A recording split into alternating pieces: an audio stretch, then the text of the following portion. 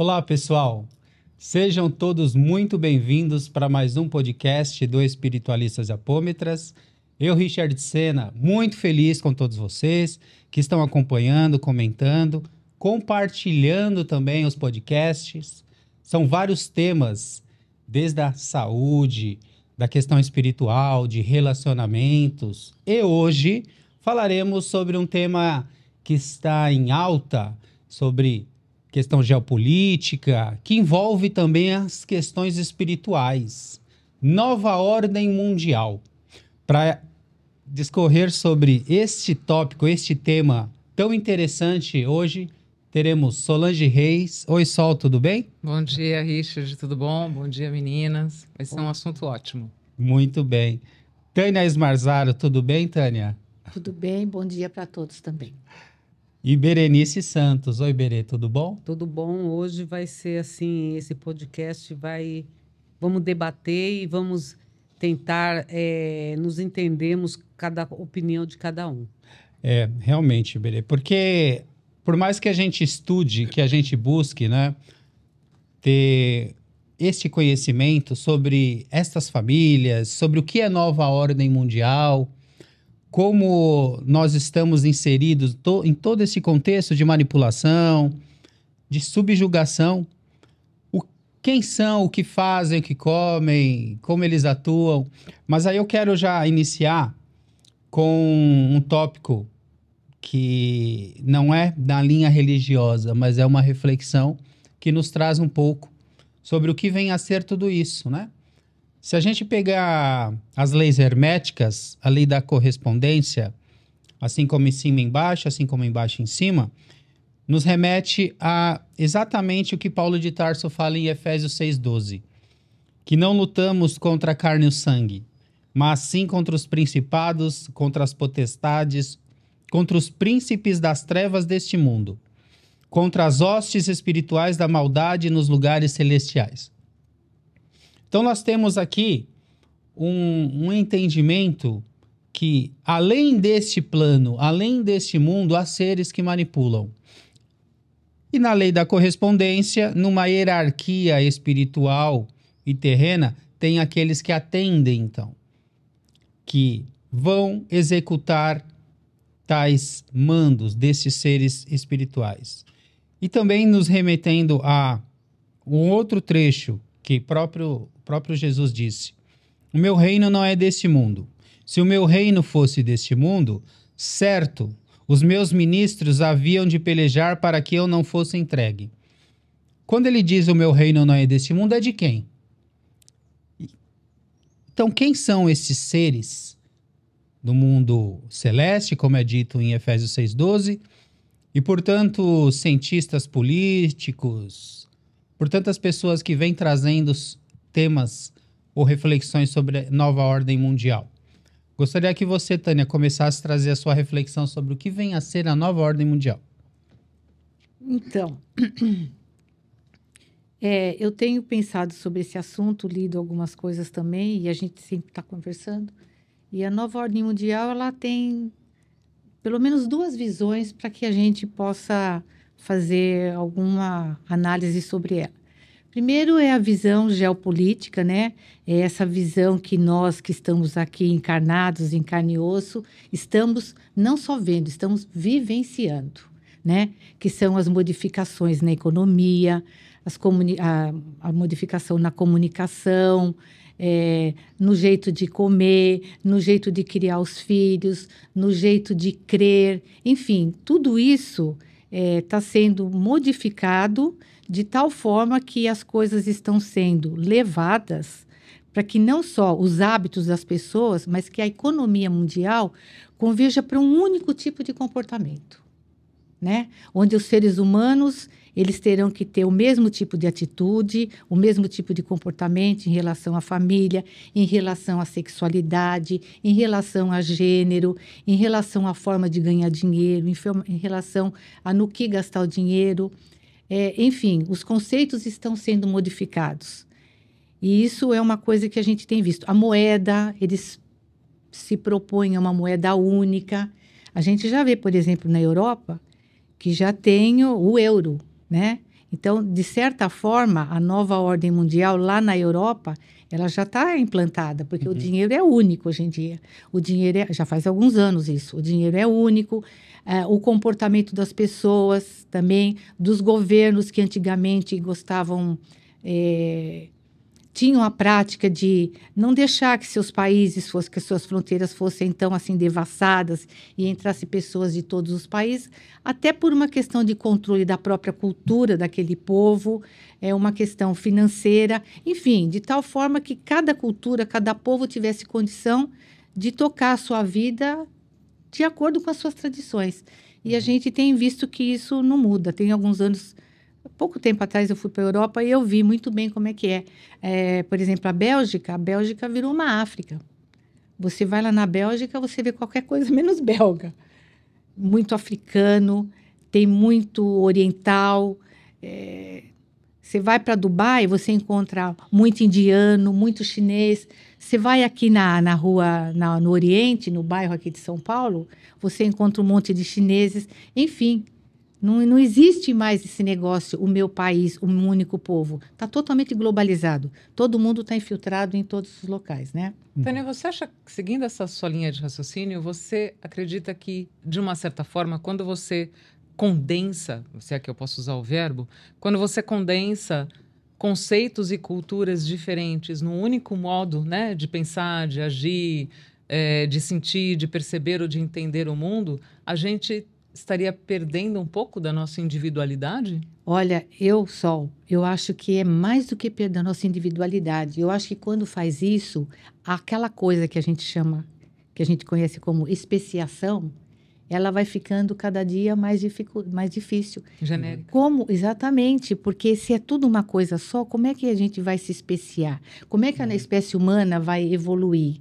Como é que a epigenética, que é essa genética, é o exterior que vai modificando o nosso DNA, como é que ela vai agir? Você percebe que existe um pensamento direcionado atrás de tudo isso? A quem interessa essa falta de diversificação, essa coisa chamada criativa, que o ser humano tem bastante? A quem interessa isso? Ou a quem é essa sede, quem tem essa sede de poder tão absurda, né? Então, aí a gente começa a olhar que a nova ordem mundial, aqui, na nossa realidade, no nosso dia a dia, na nossa vida, ela tem um impacto muito grande. Eu acho que as pessoas não estão nem atinando para tudo isso que está acontecendo e quais serão as consequências disso, principalmente a evolução da nossa espécie. Agora, existe também um bastidor, que é aquilo que você falou, de quem é o interesse que tudo isso aconteça. E aí é justamente esse foco que talvez seja o motivo do nosso bate-papo aqui, que a gente conhece alguns autores e o nosso autor predileto é o Ângelo Inácio, né?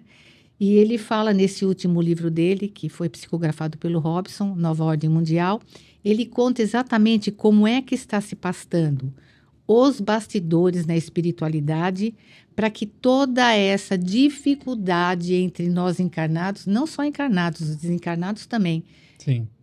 Vivenciem essa dificuldade de tal forma que todo mundo tenha que ser adestrado, tenha que viver do mesmo jeito, pensar do mesmo jeito, se vestir do mesmo jeito, comer do mesmo jeito. Enfim, é uma situação extremamente complexa. Mas o Ângelo, ele trouxe para a gente uma visão extremamente importante, porque quando a gente olha aqui, a gente pode até achar, mas é bom mesmo, essa questão da igualdade, é tão bacana que o africano tem a mesma igualdade que o europeu, que o asiático. Tudo bem, ninguém está falando das relações da igualdade como ser humano, a gente não está falando sobre isso, mas a gente está falando de cultura, de hábitos, e isso é fundamental. A riqueza está na diferença. A riqueza está Onde que está a riqueza da nossa espécie? Não está nessa possibilidade, nessa coisa que o brasileiro tem tão bem, tanto e é tão condenado, esse jogo de cintura, esse zirigundum, essa coisa que... Nós somos uma mistura muito rica, Exatamente, né? uma mistura muito rica. E isso provocou o quê? Uma coisa chamada especiação. E quando a gente vê que todo mundo tem que ser igual, aonde vai parar a especiação? Mais ou menos é por aí. Sobre isso que você está falando, o livro tem um livro que se chama Amor à Servidão, né? Tem um texto que diz que o Estado totalitário verdadeiramente eficiente seria aquele em que os chefes políticos de um poder executivo todo-poderoso e seu exército de administradores controlassem uma população de escravos que não tivessem de ser mais coagidos, né? Por quê? Aceitariam e amariam a sua servidão. Fazer com que eles a amem é a tarefa confiada.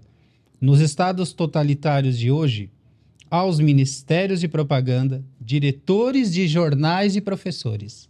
Pois É o que a gente vê, a pulverização desta ideia, né? Quando Antônio Gramsci, na Itália, quando ele estava preso, então escrevendo, né? O que viria a ser a nova revolução da consciência. E aí foi levado nas escolas essa ideia e toda uma mudança, e nós chegamos já em 2, 3 gerações vivenciando toda essa influência, não por guerras, mas pela cultura, é isso que você está falando, dessa mudança cultural desde criancinhas. O que você acha, Berê? Tudo isso. Então, eu acho assim que, pensando bem pelo raciocínio que a gente, quando teve a criação das raças, a criação das pessoas, do ser humano, a gente era para ser criado como um ser não pensante, um escravo, uma pessoa escrava pelo Enki, né? Que era essa, quando eles pensaram na criação do ser humano como uma raça que fosse apenas, que fosse para trabalho, fosse um escravo, não um ser pensante. E isso já começou a dar errado, que nos tornamos um ser pensante, né? Aí isso eles já não, por isso que eles acabaram desistindo de nós, porque não era para ser dessa maneira. Era para sermos já comandado e não queremos nós comandar, né? Então, isso me agrega muito, assim, toda essa mexida que nós estamos tendo, essa mudança, entendendo que Não é para bem, é para manipulação. é uma manipulação que está aí escancaradas, né? E a gente, muitas vezes, a gente fica achando que é bom essa mudança, toda essa mudança, toda essa revolta, essa exportação de pessoas para outros lugares, né? Cada um reivindicando o seu lugar ali, todo mundo quer estar onde a situação está melhor, né? Porque é isso que acontece. Esse pessoal sai alegando que está sendo perseguido, que precisa ter uma vida melhor, estão passando uma necessidade. Muitos vão atrás de um certo sonho, que esse sonho nunca vai poder se realizar, né? Acontece que chega lá, você vê o imigrante, ele continua na mesma situação, poucos conseguem se sobressair. Então, é uma ilusão total que vivemos, né? Como disse um guardião, a gente nunca teve, nunca nada foi normal e nunca será normal. Não existe um mundo normal que as pessoas tentam querer, né? Para voltar aquele tempo, a gente fica, nossa, aquele 1920, 19 era assim, 18 era assim, e não existe mais aquele lá. Aquilo não vai voltar mais, não vamos ter mais essa normalidade que tanto muita gente espera, que vive nesse maia da ilusão, né? Agora, você me fez recordar que na Olimpíada, agora de 2024, né, na França, a gente estava voltado para esse evento. Mas, simultaneamente, ocorreu em Londres um crime de um menino de 17 anos, um muçulmano, matando 3 crianças. E teve uma revolta gigante em Londres, onde os londrinos foram para as ruas e começaram a quebradeira, a reivindicar que eles estavam perdendo os espaços, né? Nós já tivemos prefeito de Londres muçulmano, né? Então, pode parecer que a gente esteja julgando aqui, né, talvez um preconceito, uma xenofobia, não é isso. O que a gente está falando é que a essência, ela está sendo perdida e você perde a sua referência, então. E a ideia desses caras, como a globalização é dessa migração de pessoas de todos os lugares, mas o globalismo já é totalmente diferente. É aquilo que a nova ordem mundial, esses caras, né? Eles trazem como uma massificação para que tenhamos moeda única, governo único, religião única. É tudo isso que a gente está querendo colocar. Porque se a pessoa fala, não, mas você está sendo preconceituoso, então eu vou pedir para todos fazerem uma reflexão. Essas pessoas que estão nos vendo. Se você é um bandista, você luta pela sua fé, né? Por direito a exercer a sua fé. E nós sabemos que temos outras religiões que não concordam, que abominam, né? A religião espiritualista, espírita e umbandista, ou as religiões de matriz africana. E aí você não vai mais poder, porque aquele que segue Alá diz que não é permitido. É disso que a gente está falando. O cristão, ele terá que se submeter a uma fé, como é trazido na Jihá, o dia do Senhor, onde teremos cristãos, judeus e muçulmanos neste dia, nesta fase, neste momento, nesse confronto. Nós estamos, todos nós, bem aflitos de tudo que vem correndo no Oriente Médio e parte da Europa, como a gente está citando. Isso é a proposta dessa mudança, dessa nova ordem mundial.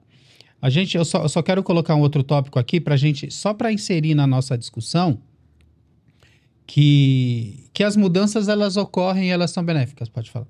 Antes de você inserir, uma coisa que me leva para duas reflexões são dois contrassensos. Porque, assim, de fato, prega-se a questão da igualdade, né? Quando a gente fala de igualdade, eu entendo que seria também uma igualdade de direitos. Então, por exemplo, se eu me identifico, pegando o teu exemplo da religião, se eu me identifico com a Umbanda e o meu vizinho se identifica com a Igreja Católica, o outro é judeu, não seria o bom senso nesse raciocínio de igualdade, não seria o direito da igualdade, a igualdade do direito de expressar o como eu sinto a minha espiritualidade ou a minha religiosidade, mantendo exatamente essas individualidades? Ele é um contrassenso na própria proposta, entende o que eu quero dizer? Por exemplo, Sim. Uma coisa que ela é curiosa, e veja, eu estou colocando como reflexão. A comunicação. É incrível o que está acontecendo, porque hoje com a internet que revolucionou pra caramba, assim como a imprensa, né, lá no Gutenberg revoluciona quando traz a palavra impressa e começa então uma democracia de informação, a internet traz isso pra gente. E aí ela dá voz para o planeta inteiro, individualmente, as pessoas se expressarem como elas pensam e como elas sentem. Então, basicamente, a gente tem aí, por óbvio, um mar, um oceano de diferenças de maneira de ver a vida, de sentir e de entender. Só que, curiosamente, exatamente esse mesmo meio de comunicação, através dos algoritmos, estão detectando padrões de comportamento, de pensamento, enfiando em caixinhas e condensando tudo, talvez, para uma mesma maneira de pensar. Isso. Então, percebe? É como se fosse quase que um transe. Você está defendendo uma coisa, mas que na prática ela não faz sentido. É muito... sou eu que estou pirando aqui? Não. Ou faz algum sentido isso? Não, quando eu citei Antônio Gramsci, a ideia dele era essa mesmo. A ideia da revolução cultural. De você estabelecer pensamento único. Então aí não existe igualdade. Aí essa igualdade, ela seria uma imposição. Mas o Sol... Ela não é uma expressão verdadeira. Correto. Quando a gente vê o outro lado dessa proposta da nova ordem mundial, que é os bastidores da espiritualidade, a gente fica muito claro para nós que o objetivo não tem nada a ver de tornar a vida de todo mundo melhor, no sentido de todo mundo ter casa, no sentido de todo mundo ter Pelo bem, escola, pelo bem de todo mundo ter educação. Muito pelo contrário. O sentido é privar todo mundo da coisa mais importante que nós temos, da nossa liberdade e do nosso pensamento. E a nossa liberdade e nosso pensamento está ligado ao nosso querer, ou vice-versa.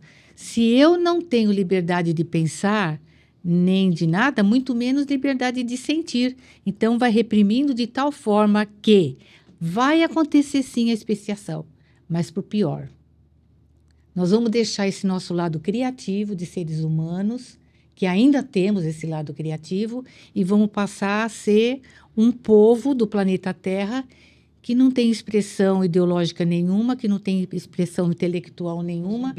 Zumbis que vivem só em função de abastecer aos poderosos, que certamente teremos. Sobrevivência, né? Exatamente. Viveremos só pela nossa sobrevivência. Mas sabe o que é curioso você estar falando isso? Agora me leva para um outro lugar. Será mesmo que é isso? A gente evolui para este lugar de nova ordem mundial, como se pasteurizar todo mundo, porque a gente não teve a capacidade de evoluir para respeitar a convivência com a diferença? Eu acho que você falou um negócio importante. Então, eu acho assim, toda essa revolução que a gente acha que está acontecendo, está sendo um jogado contra o outro, porque o que acontece? A minha opinião não pode ultrapassar a sua. E quando começamos, né, na opinião, todo mundo ali, a gente é sufocado. Tá? Vira guerra. Né? Vira guerra. Então, aquele que está ali num topo maior, ele tenta nos silenciar. Então, não é para a maioria mais humilde, mais pobre, ele não pode se pronunciar de maneira alguma. A base da pirâmide, né? Na base da pirâmide. Ele não pode se manifestar de maneira alguma. Ele não pode expressar o que ele sente. Se ele expressar o que ele sente, começa tudo aquilo voltar no tempo dos judeus, quando no tempo de Roma, que os cristãos eram caçados. Então, está acontecendo a mesma coisa. Se você expressa uma outra, até pelo seu vizinho que tem uma outra opinião, ele começa a te olhar de uma outra maneira. Tá? Mas, Oberê, pessoal, dá licença um pouquinho. Eu complementaria o que você está falando pelo seguinte. A gente também, nós, os humanos do planeta Terra, também de jeito nenhum podemos nos colocar no lado de vítima. Porque nós não somos vítimas e porque a gente tem a opção da escolha. Uhum. Agora, por vários mecanismos que nós já até conhecemos, hoje em dia existe assim um domínio das mentes da maior parte da população do planeta, aonde esse lado oculto desse governo oculto, ele tem grande poder sobre isso, através das mídias, através da comunicação, as universidades que se tornaram um grande centro de imbecilização dos jovens que vão para a universidade, enfim, tudo isso daí. A escola, desde pequenininho, os filhos, os netos já são imbecilizados, desde pequenininho. E essa imbecilização, faz parte da imbecilização, essa coisa da dependência financeira, dependência que alguém faça tudo por mim.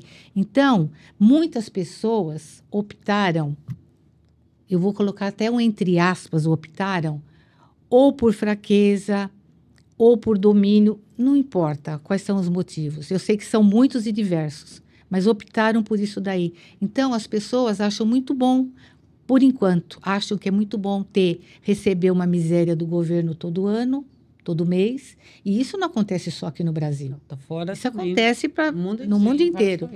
Não estamos, Brasil é uma exceção. Não, o Brasil não é uma exceção.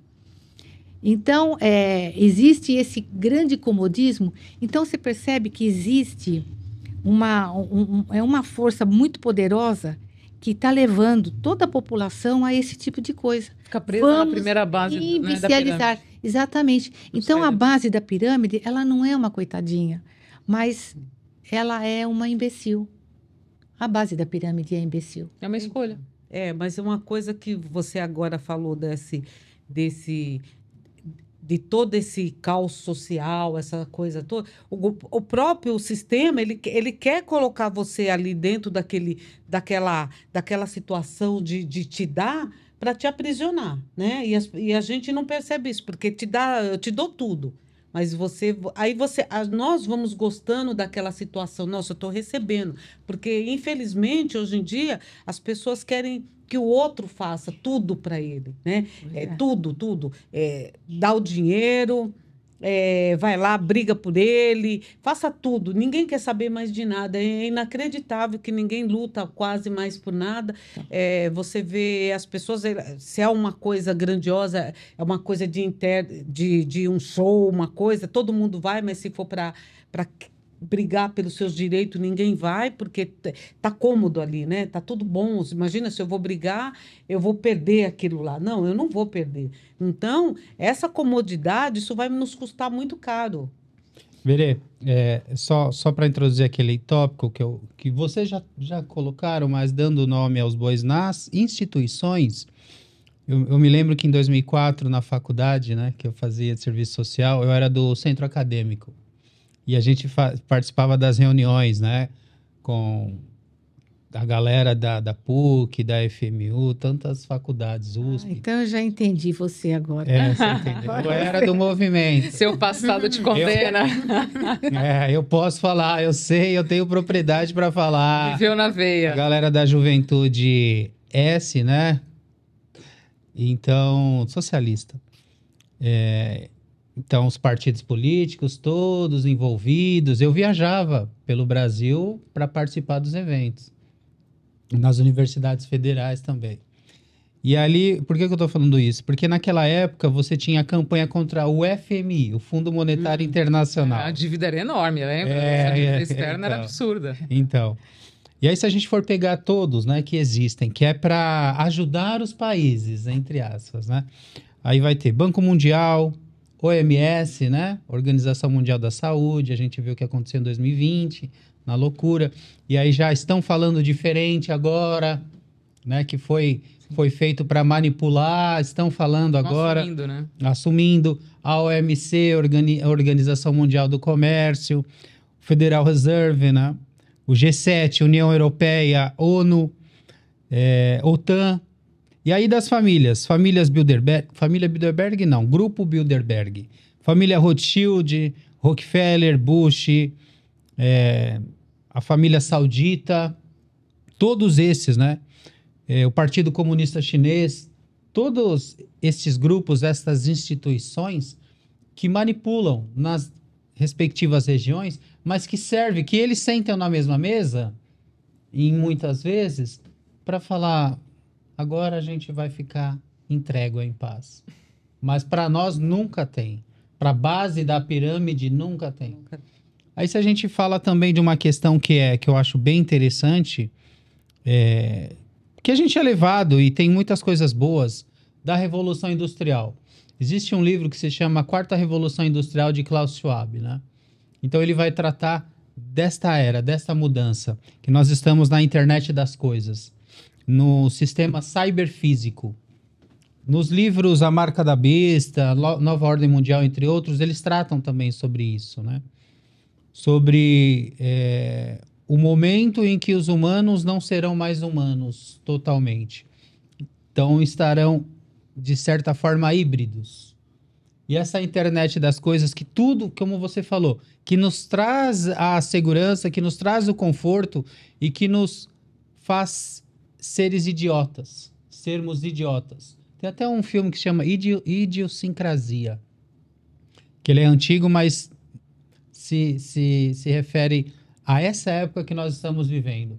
Então, só para fazer essa amarração de todas essas instituições, elas servem para quê, afinal? Se na África a gente tem a maioria dos países ainda na miséria absoluta, se em todos os países nós temos ainda os confrontos, as guerras, a violência, será que não é de propósito isso? E nós, a base da pirâmide, ainda não compreendeu isso e fica se debatendo, se degladiando, se destruindo. E esses caras, é isso mesmo, como eu disse do livro Amor pela Servidão? O que a gente precisaria fazer? A gente já vai para as considerações finais, mas esse é só o primeiro capítulo desse tópico, desse tema, né? A Nova Ordem Mundial. O que precisaríamos fazer? Engajar na espiritualidade, ter amor a si mesmo, ao próximo? O que que vocês acham? Olha, Richard, dá licença de eu falar primeiro. Eu acho que ter amor ao próximo, ter amor a si mesmo. Porque não é possível você ter amor a si mesmo e amor ao próximo se você não estiver engajado com a espiritualidade. É uma coisa assim, é um contém e está contido. Sim. Não tem como. Não tem como a gente fazer, porque isso é espiritualidade. Isso é espiritualidade. Então, eu acho que falta realmente esse amor a nós mesmos e automaticamente amor ao nosso próximo, respeito ao nosso próximo. Não aquele amor piegas, aquele amor melequento, mas aquele amor do respeito a ele. Eu não concordo com você, mas eu aceito a tua posição e juntos a gente pode construir alguma coisa que preste. Eu acho que é por aí. E também, você já disse que não é o encerramento desse tema, desse assunto, mas para as pessoas que vão nos escutar no futuro, eu quero dizer para vocês também que nem tudo está perdido, no meu ponto de vista. Eu gosto muito de ler e entender que cada um de nós pode ainda fazer a diferença. Tem gente que acha que não tem mais tempo de nada, que está tudo acabado. Eu acho que não.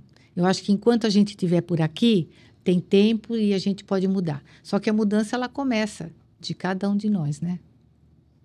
E você, Berê? Então, eu acho que esse tipo, para minha família, tudo bem, para o outro, nada, né? Existe muito disso, né?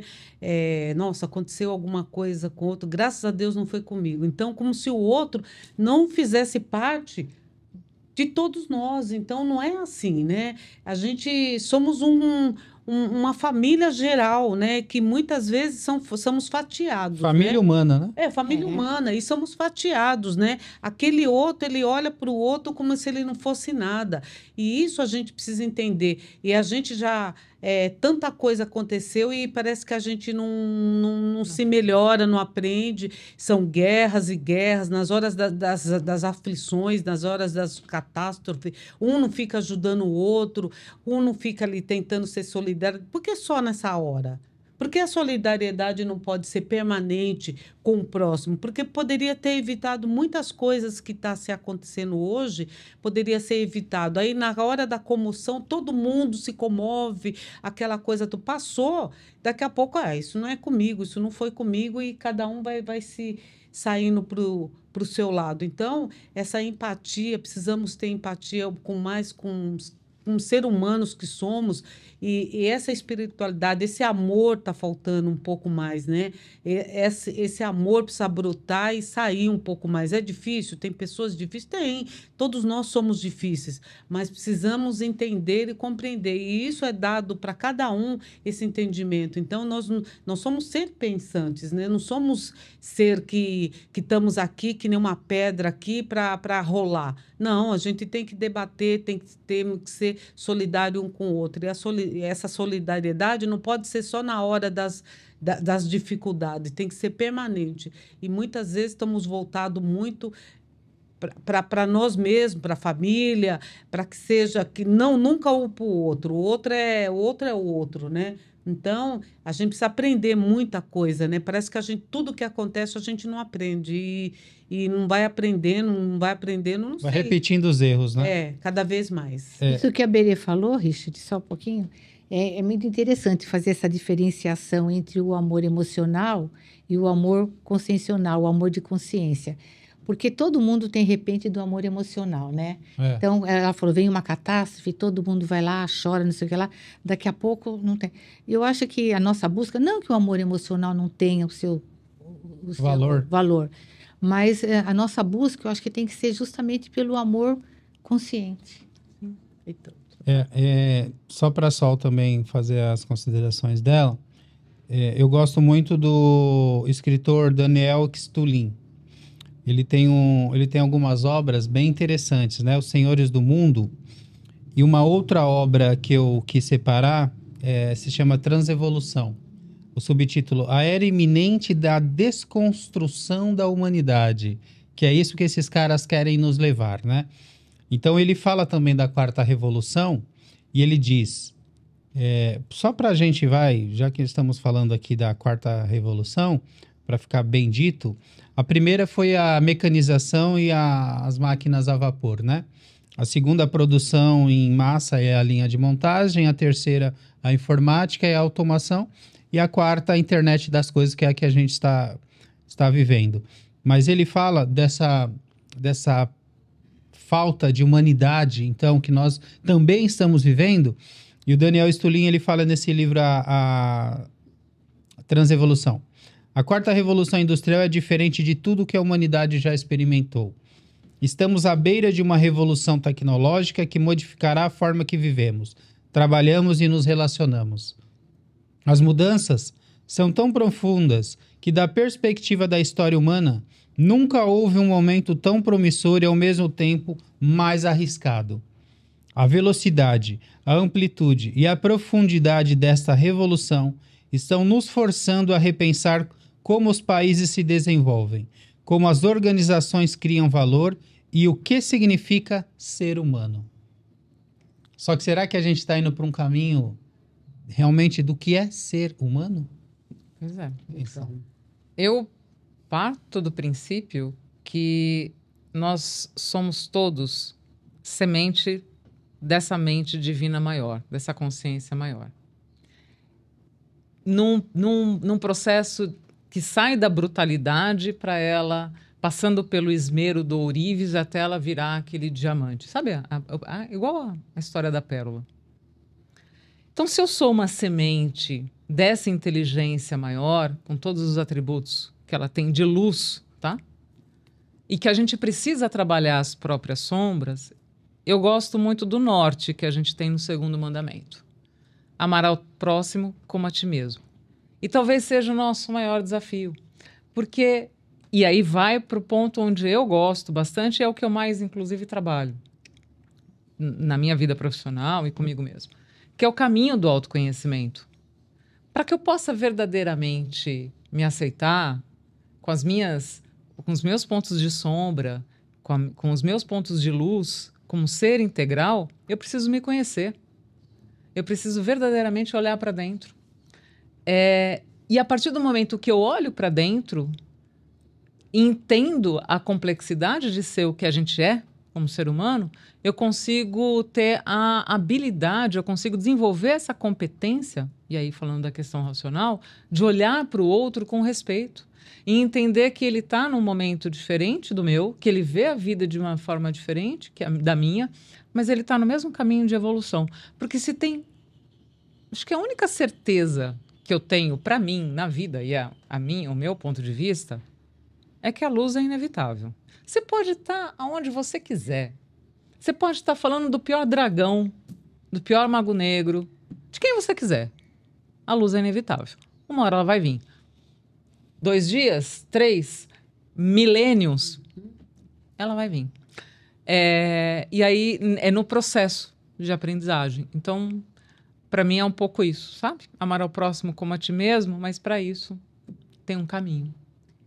Tem o caminho. Eu gostaria só de falar uma observação que eu ouvi outro dia de uma cidade antiga União Soviética que era mantida lá para o lado da Rússia, e eles tinham, tipo assim, 800 pessoas morando construíram uma cidade e colocaram essas pessoas lá. E as casas não tinham cozinha. Só tinha quarto, sala, fizeram uma cozinha comunitária. Tá. Essa cozinha comunitária foi feita com o propósito de poder todo mundo estar ali, se reunir, estar junto. Então, eles se reuniam todo mundo junto para fazer a comida, para conversar. Então, isso foi propositadamente feito.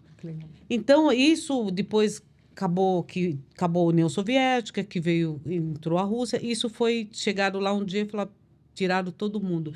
Então, essa proposta que eles tinham, né? E eles tinham esperança, deixaram brinquedo, roupa, de voltarem, porque já estavam todo mundo já familiarizado um com o outro ali naquela comunidade. E isso não aconteceu por por uma série de fatores. Então, poxa vida, que legal, né? Todo mundo ali se reunindo, fazendo a sua comida, se conversando. Confraternizando, né? Então, todo dia tinha esse compromisso. E isso era muito, um acalentava o outro, um ajudando o outro. E hoje em dia as pessoas nem fazem refeição direito em casa, né? Que dirá Ou se se juntar. Ou se faz todo mundo com o celular na mão, né? Então, de frente com a televisão e cada um da no casa. horário. A Berê não é a favor do comunismo, não, viu, gente? Ah. Não. Elas Eu são a acho que favor da gente fazer refeição. nossa, junto. eu adoro esse comida negócio é melhor, de. Nossa, cozinha é sentar melhor na ficar na mesa e casa. ficar 2, 3 horas. Eu reclamo muito isso na minha casa, porque ninguém fica. Sabe aquela coisa de você ficar 2 horas ali sentado, Que é o batendo. gostoso Que é da o gostoso. coisa, né? Eu gosto muito disso. Concordo. Então, eu me adaptaria muito bem ficar numa cozinha coletiva, né? E esse aconchego seria, mas isso parece que isso daí não é um sonho, Mas né? é o que a gente está fazendo aqui, nesse espaço novo, o novo estúdio, né? Vocês estão percebendo. Aqui é a sede do Instituto Espiritualistas e Apômetras, junto com o Espaço Consciência, né? Então, nós estamos nos reunindo aqui para fazer tantas tarefas e temos um café. Sintam-se convidados também para vir conhecer, tá? Ficamos em São Paulo, não importa onde você esteja, tá bom? A gente vai deixar na descrição do vídeo o endereço tudo certinho aqui e o funcionamento do nosso instituto. Então, a gente congrega aqui, a gente vem, passamos aqui em alguns momentos. Tá bom? É isso. Quero agradecer a todos. Querem fazer alguma outra Lembrar consideração? o pessoal para dar uma curtida, Sim. compartilhar, Fazer dar deixar um os seus joinha. comentários. Exatamente, dar um joinha, deixar os comentários. E como é exatamente o que a gente falou. A gente pode não pensar igual, mas a gente defende o direito do outro se expressar da maneira como ele sente e pensa. E respeitamos isso. Isso que é legal, né, gente? Então, agradecendo a todos vocês, a nossa parte técnica aqui, audiovisual, direção, o Sérgio Veríssimo, todos os amigos que estão aí nos bastidores, compondo tudo isso aqui. É uma parafernália gigante, cara.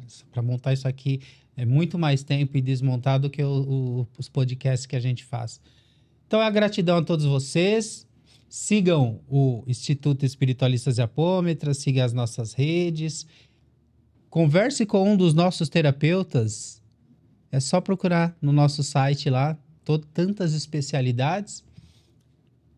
Compartilhe, como o Sal falou, dê o like e comentem também.